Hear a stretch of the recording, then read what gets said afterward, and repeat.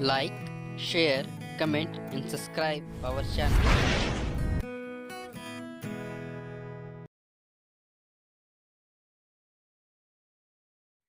Good morning class, मैं हूं सुजीत और आप देख रहे हैं स्किल प्लस।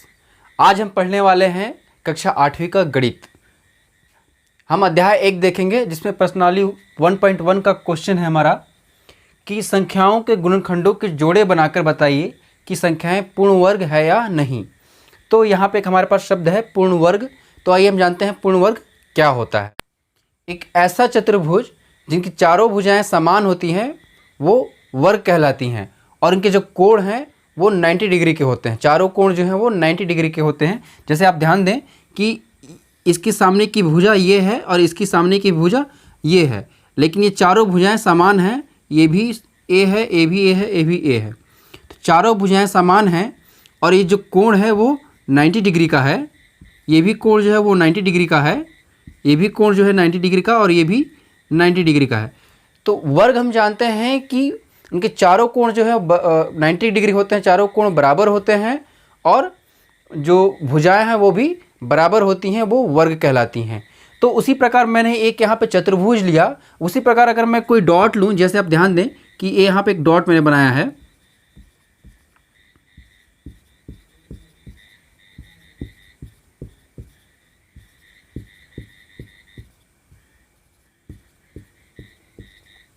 आप यहाँ ध्यान देंगे कि मैंने डॉट डॉट डॉट से मैंने बनाया है। इधर टोटल पाँच पॉइंट है, 1 2 3 4 5 और इधर भी टोटल 5 हैं, 1 2 3 4 5। इधर से आप ध्यान देंगे टोटल 5 डॉट हैं और इधर भी टोटल 5 डॉट हैं। तो मुझे अगर पूरे डॉट्स ज्ञात करना है जिसमें जितने भी बिंदी हैं मुझे ज्ञात की संख्या जाननी है, तो हम क्या करेंगे, इस 5 को और इस 5 को हम आपस में गुणा कर देंगे।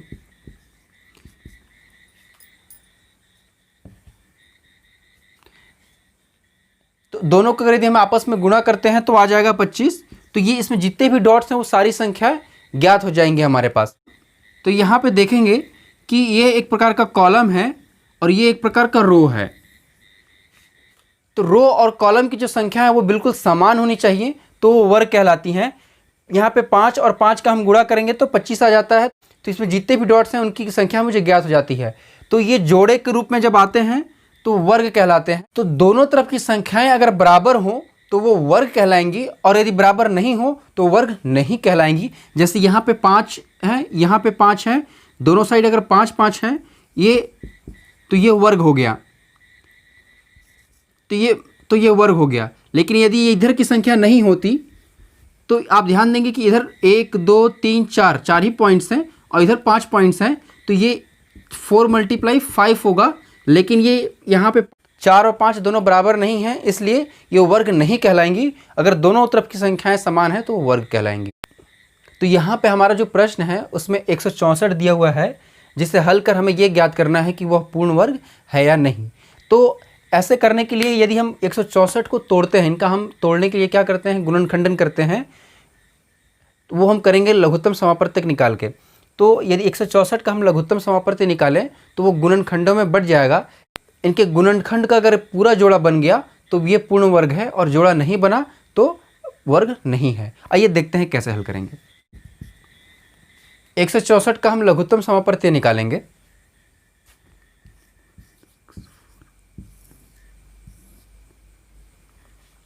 ये 164 एक सम संख्या है, तो सबसे छोटी सम संख्या हम लेंगे। सबसे छोटी सम संख्या 2 होती है, तो 2 8 16, 2 दूनी 4। ये चूंकि फिर से सम संख्या है तो हम फिर से सबसे छोटी सम संख्या लेंगे और इसे डिवाइड करेंगे। तो 2 चौके 8 और 2 एकम 2। यहाँ पे 41 एक अभाज्य संख्या है तो वो किसी से भी डिवाइड नहीं होगा, तो हम 41 से इसका कर देंगे। यहाँ पे आप ध्यान देंगे कि 2 आया, 2 × 41। यहाँ पर 2 से 2 का जोड़ा तो बनता है, मगर ये 41 का जोड़ा जो 41 है उसका जोड़ा नहीं बन रहा है, इसलिए 164 जो होगा वो पूर्ण वर्ग नहीं होगा। आप यहाँ पे लिखेंगे सभी गुणनखंडों का जोड़ा नहीं बना, इसलिए यह पूर्ण वर्ग नहीं है। यही आपका आंसर होगा। आइए हम एक और प्रश्न देखते हैं। इसी प्रश्न का हमारे पास दूसरा सवाल है कि हमें 729 का ज्ञात करना है कि 729 जो है वो पूर्ण वर्ग है नहीं। तो अभी मैंने बताया कि 729 का आप एलसीएम निकाल लें, लघुत्तम समापवर्तक 729। ध्यान देंगे कि यह एक विषम संख्या है, तो विषम संख्या है तो सबसे छोटी विषम संख्या से हम इसे डिवाइड करेंगे। तो 3 से करके देखते हैं। 3 दूनी 6, 3 चौके 12 और 3 तिहाई 9, ये डिवाइड हो जाएगा। फिर लास्ट में क्या है,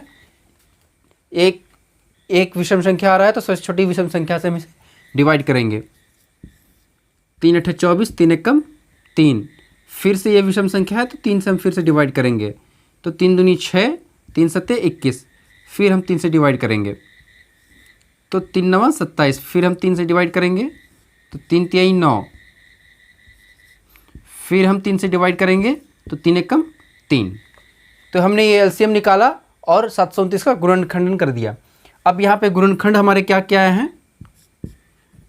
3 का मल्टीप्लाई 3 मल्टीप्लाई 3 मल्टीप्लाई 3, 1 2 3 4 5 6, 1 2 3 4 5 और 6।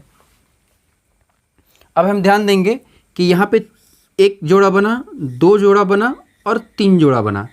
मतलब यहाँ पे जो गुणनखंडन है उनका जोड़ा बन जा रहा है, सभी का जोड़ा बन जा रहा है। तो ये 729 हुआ, वो 729 जो है वो पूर्ण वर्ग है। यहाँ पे हम लिख सकते हैं कि गुणनखंडों का जोड़ा बन चुका है, चूंकि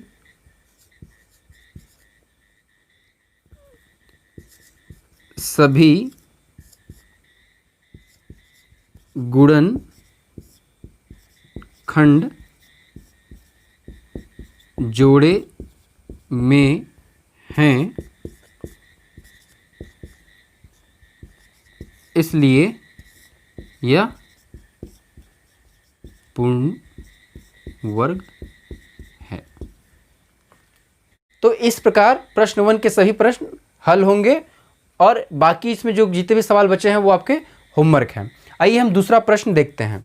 प्रश्नवाली 1.1 का हमारा दूसरा प्रश्न है कि संख्याओं के पूर्ण वर्ग नहीं होने के कारण बताइए। अभी हमने देखा कि पूर्ण वर्ग क्या होता है, तो इसमें जो संख्या हमारे पास पहले से दी हुई है जो कि पूर्ण वर्ग नहीं है, लेकिन हमें कारण बताना है कि ये पूर्ण वर्ग क्यों नहीं है।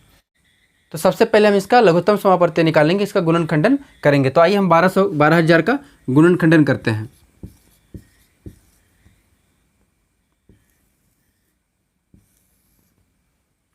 ध्यान देंगे लास्ट में शून्य लगा हुआ है तो यह सम संख्या है।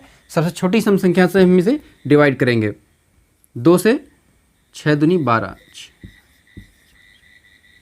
फिर से 2 से डिवाइड होगा ये, फिर से 2 से डिवाइड होगा ये, फिर से 2 से ये डिवाइड होगा, लास्ट में शून्य है, फिर से डिवाइड होगा 2 से,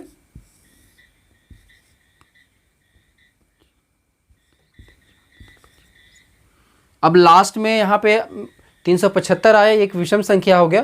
तो हम सबसे छोटी से छोटी विषम संख्या से पहले ट्राई करेंगे। तो ये देख रहे हैं यहाँ पे कि सबसे छोटी विषम संख्या 3 होती है, तो हम इसे 3 से डिवाइड करेंगे। 3 एकम 3, 3 दूनी 6 और 3 पच्चे 15। फिर से हम 3 से देखेंगे तो 3 से ये संख्या 125 डिवाइड नहीं होगा, तो हम 5 से डिवाइड करेंगे।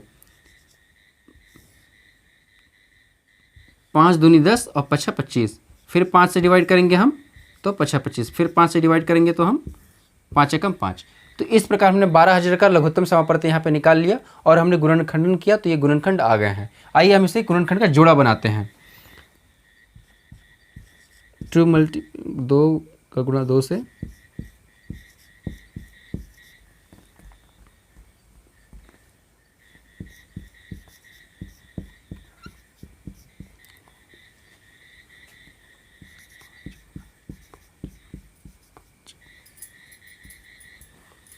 यहाँ पे हम ध्यान देंगे कि गुणनखंडों को मैंने गुणे के रूप में यहाँ पे लिख लिया है। यहाँ पे 2 का जोड़ा बनता है, इस 2 का जोड़ा बनता है, 5 का भी पूरा जोड़ा बन जा रहा है, नहीं 2 का जोड़ा बन रहा है, 2 का जोड़ा बन रहा है, यहाँ पे इस 2 का जोड़ा नहीं बन रहा है, और यहाँ पे 5 का जोड़ा बनता है और ये इसका जोड़ा नहीं बन रहा है। मतलब 2, 3 और 5 का एक एक जोड़ा नहीं बन रहा है। यहाँ पे हम कारण लिखेंगे कि यहाँ पे 2, 3 और 5 का जोड़ा नहीं बन रहा है, इस कारण से जो 12,000 है वो पूर्ण वर्ग नहीं है। आप यहाँ पे कारण लिख सकते हैं कि 2, 3 व 5 का जोड़ा नहीं बन रहा है, इसलिए 12,000 पूर्ण वर्ग नहीं है। तो इस प्रकार बाकी के प्रश्न हल होंगे। आपके इसके जितने ही प्रश्न हैं वो आपके होमवर्क हैं, आप घर पे सॉल्व कीजिए। यदि कोई कंफ्यूजन होता है तो आप मुझे कमेंट बॉक्स में जरूर बताएं और चैनल को जरूर सब्सक्राइब करें ताकि मेरी अगली क्लास का वीडियो आपको मिल सके। Like, share, comments and subscribe your channel Skill Plus.